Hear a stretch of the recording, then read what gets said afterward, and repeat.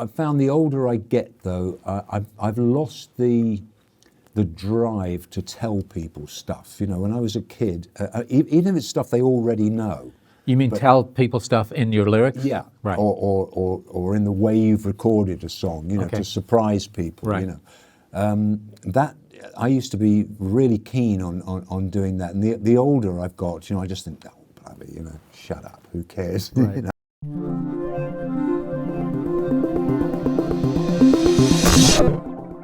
I'm Nic Harcourt, and I'm really happy to say that actually it's two Nics in studio this morning. Nick Lowe, welcome. Thanks, Nick. Thank Nice to be here. Thanks so much. I know you've been here before, and we were just trying to figure it out. It was about 12 years ago. And I think I saw you I was on my way out, and you were coming in to do an interview with our former PD, Sky Daniels, and you were talking about a Christmas record at the time, we just figured out. Oh, back then. Yeah. Well, yes, I suppose it would have been that. Yeah. That's right. Right now we're going to talk about your new record, but before we do, for those who are not aware of who you are, I'm aware of you from when I lived in the UK in the late 70s and into the early 80s, but best known for songs like Cruel to Be Kind, working with Elvis Costello. Graham Parker, who I actually knew up in Woodstock, he was up in Woodstock. Oh yeah, that's right. For a while. There, yeah. And you know, you worked in pub rock, I guess it was called at the time. Yeah. And then into new wave, and I love the sound of Breaking Glass. I love that song. So cool. But obviously you've done a lot of other stuff in the years in between then, and most recently you're working with Los Straitjackets, and you've done a record with them that we're going to talk about. But how did you connect with those guys? Because you've been touring with them for what, a decade? Yes, a long time. It's a band I've been with longest. Really, I've been in a few bands in my time, but Rock LSJ, are the longest. Well, actually, a connection goes back to what the record you were just mentioning, the Christmas record that I made this Christmas record, and 10 or 12 years ago, however long it was now, and to everyone's amazement or surprise, not amazement, because we did think it was a good one, but it was very well received, especially in the United States. And but shortly after it was finished and came out, two of the main protagonists in the creation of it died, one after the other, both very good friends of mine, and it really took the wind out of my sails, and so I didn't promote the record, and time went by, and the great thing about a Christmas record, of course, is that every Christmas, every it's 12 months, brand new. You know. Ask Mariah Carey how that works. Indeed. Yeah. So after a bit of time went by, and it was gently suggested to me, look, perhaps you might want to do some shows here. You know. So, and what about doing them with LSJ? And my manager, Jake Rownick, also manages Los Straitjackets, so it's not that much of a leap, you know, that we should do something together. And they were up for it. For those of you who don't know, Los Straitjackets are the premier surf rock instrumental band, and they're known for performing wearing Mexican wrestling masks. Where are they from? Well, they are based in Nashville, but one of them lives in LA actually. Here.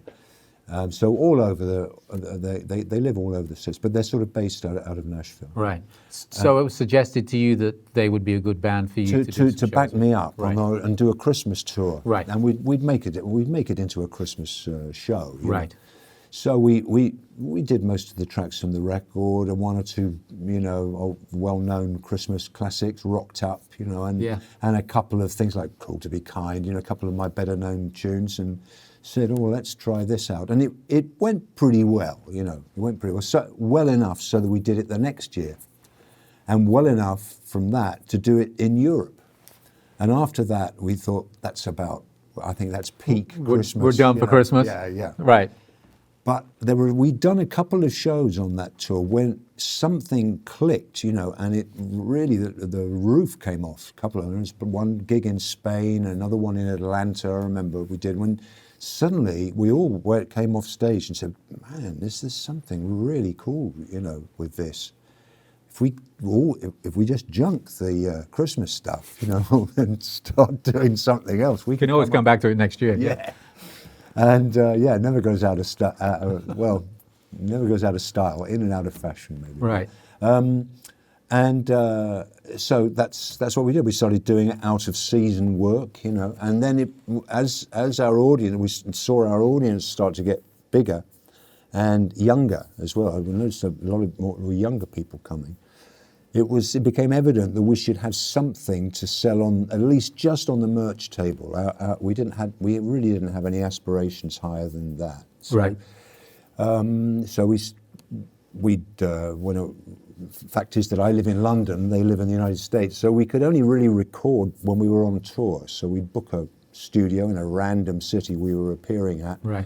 And you know, you never knew quite what you were going to get. As you know, most records nowadays are made in small rooms with Sure. a computer, you know, and great records too, you know. But with our thing, because it's a sort, even though I think it's got a modern vibe about it, but it's definitely built on a kind of retro frame, our music is. And so in order to record that kind of music, you've got to have a room where we can all play at the same time, because rock and roll doesn't really sound any good if you do it bit by bit. You know, it's got to have a feeling and Understood. yeah. So So live to tape. yeah, and they're hard to find, those kind of studios. That's all you could get at one point, but not anymore. So the results, what I'm going to say, the results of these recordings we made were mixed, to say the least, because of the recording facilities, or even in some cases because the songs weren't entirely finished when we came to record them.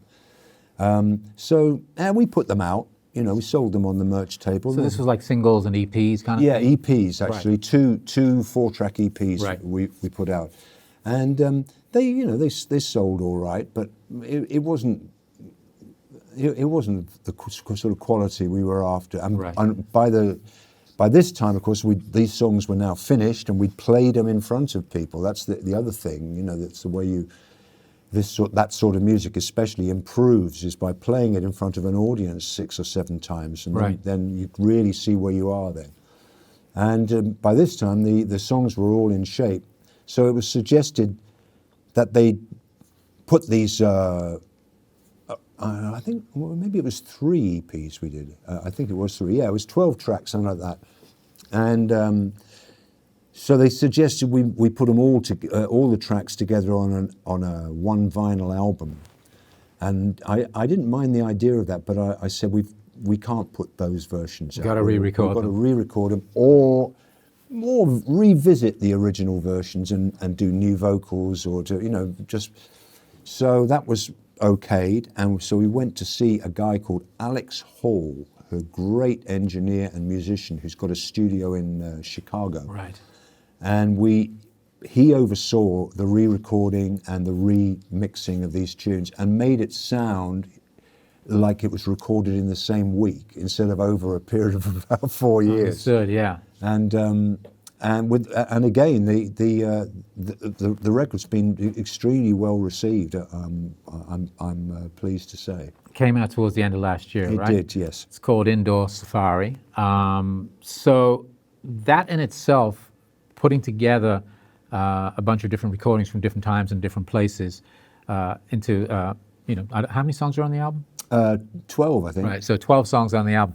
That in and of itself is an art for somebody to be able to sort of get into the weeds of the previous recordings and then make it all sound, like you said, like it was all recorded in the same week. How did you pick the songs that were going to be on this album? Because I know it's a mix, as you said, of some of the stuff that you'd been doing before, but also revisiting some of your classic tunes. Yes. Well, it was quite obvious. There were certain songs that were strong, definitely strong songs. And I'm not prolific enough to just junk cool songs, because they weren't recorded right. Right. So there were some of them that we had to do again, or either re-record them, or in one case, there's a song called Tokyo Bay where the original recording was actually pretty good. Right. But it didn't sound quite right, you know. Right. So that was quite easy to fix. And also I wrote a couple of new songs as well. I had a couple of new songs that were pretty good, you know, and so we recorded those. And on the original recordings, there were a few covers that were they were okay. You know, they did the job at the time, but you don't really want to hear them. Right. You know, hear them again. Right. So we did.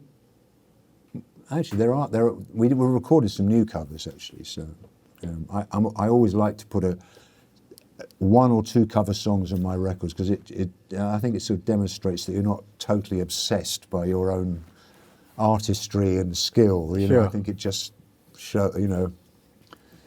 gives a little variety. So as a songwriter, and we were talking before we started recording about, you know, the good fortune for any songwriter who has something that becomes a hit, because that keeps you in the public eye. People hear that song over and over again, and it probably pays the bills as well.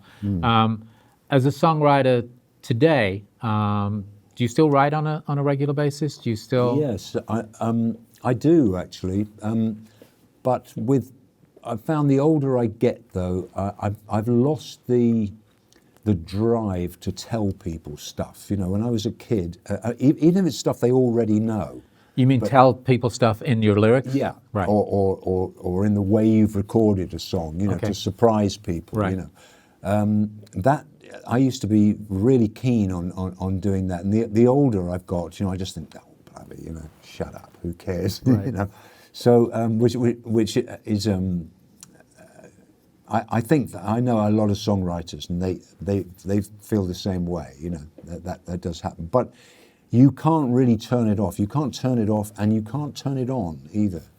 I've tried doing that, forcing songs. I know I've got some friends who are successful songwriters who actually go to work every day, get up and go. They have an office and they go. You know, I interviewed Nick Cave many years ago, and he told me that he had an office. Yes, and he would get up and go to the office to write songs. That's a particular discipline. It is, and I tried it for a while with some success actually. Right. I used to go to there was a pub not far from where I lived, but it had a great little sort of community hall attached to it. Just a little place, and they'd have you know, scouts meetings there, and the yoga classes and things like that. Right. And comedy club and that sort of thing. But it had a fabulous acoustic in this place. It was all made of wood, and it had a great. And so I'd just take an amp and a guitar, and I'd just stand in the middle of this place and strum the guitar. And I wrote a few good songs like that, but it didn't last for long, you know. But I can see the sense in going, and actually the physical thing of going to work and forcing yourself to do it. But there wasn't enough result for me to carry on doing. Well, did you find yourself just sort of sitting around saying, "Oh, I'm supposed to be doing this right now"? But well, I'd go into a sort of Zen-like frame of mind, which I used to quite enjoy. But yes, the short answer, I think, is probably yes. So this record's out, as we mentioned. It came out towards the end of last year, and obviously you're touring again. How is it actually touring with a real record now, instead of just the sort of demos and EPs that you had? Now you actually have like a full body of work that you can. Yeah, that's a great question actually, because there definitely is a difference. We're noticing, as I said, a lot more younger people at our shows. A lot more women seem to be at the shows as well, and they seem to really like these later songs. They seem to know them. And in a strange reversal, you know, most people's early songs are what everyone wants to hear. And with the younger people, I've noticed, they're not really that pushed about my early stuff. Right. They like Cruel to Be Kind and everything, you know, because they've heard that that was a bona fide hit. And I have another song which has never been a hit, but it's very well known, called "What's So Funny About Peace, Love and Understanding." The one that you did with Elvis Costello, Yeah, right? Yeah, that's right. And it's been recorded by a lot of people, you know. So, so songs like that, they're pleased to hear those. But some of the stuff I used to do, for instance, with Rockpile, you know, who's very popular in America, you know, that band back in the 70s. We if we hadn't been having such a great time, you know, we probably would have actually had quite a lot of success here. But I was reading something before you came in about that, because I remember Rockpile and with Dave Edmunds, and I was reading something that said that there were actually several Rockpile albums, but because you guys were on different record labels, you sort of had to put them out as solo records, and there was actually only one Rockpile official album, actual right? official album, Yeah. which was probably the sort of weakest one. We'd kind of lost our mojo by that time. But yeah, I mean, Cruel to Be Kind is Rockpile. Right. You know, that is that sort of Rockpile record, really. Right. And Dave had 3 or 4 big hits in America with the songs that were Rockpile records. But yeah, that's quite true. Yeah, I did about 2 or 3 albums which were Rockpile. So Los Straitjackets are clearly your band. Well, they're not my band. They're a But your an band entity, that you work with, sorry. Yeah. I Yes. know they're their own thing. Yeah. But you work with these guys, you go Yeah. out on tour with them, you're making records with them. Is that something that you think will continue to evolve? Because this is the first record for about, what, 11 years? Yeah, I thought I'd had enough of doing it, actually, because I thought of that, what's that expression, you know, the definition of insanity or something? Is it doing the same repeating thing? something and expecting different results. Different result, yeah. So, story of my life. So, mine too.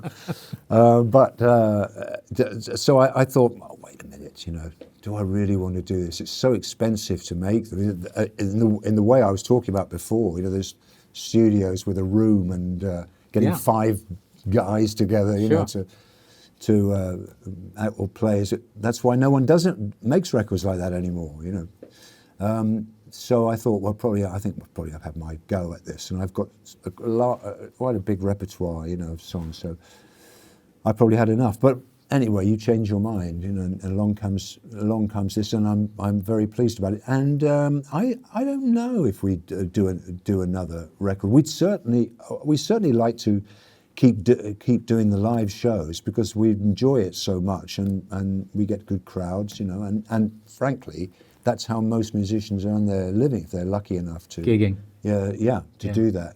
That's where the dough is now. Well, I am so happy to get to meet you, first of all, instead of just passing in a corridor 12 years ago, and to talk about the new album. It's called Indoor Safari. And Nick Lowe, pleasure. Thank you so much. Thank you for having me, Nick. Thanks, man.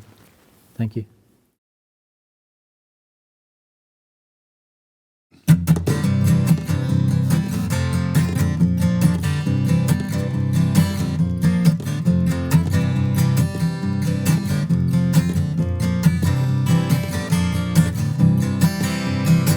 I woke up early with love starvation, hugging my pillow all alone in a rickety bed. Baby, if it's any consolation, the needle's in the red.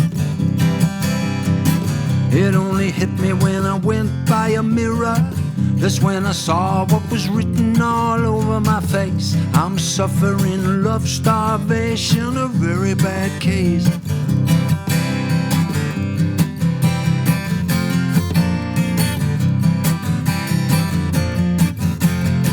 I'll tell you something about love starvation. It's like a prison in your mind you're locked up in. Disappointment, desperation, your 2 old friends. Make it stop, if only I could turn back the clock. Make it so, 'cause I tell you that I can't exist in a world like this.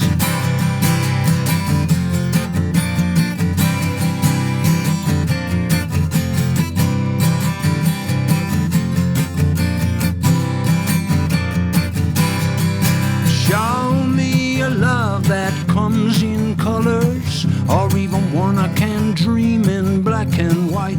Any love is better than no love, so any love's right. Make it stop, if only I could turn back the clock. Make it so, 'cause I tell you that I can't exist in a world like this. I woke up early with love starvation, hugging my pillow all alone in a rickety bed. Baby, if it's any consolation, the needle's in the red. The needle's in the red. Love starvation, baby. You got me on the back foot. It's put me in a dark and lonely place. It's got me never knowing if I'm ever going to start living again. Love starvation, baby. Love, love, love, love, love, love, love, love, love, love, love, love, love, love, love.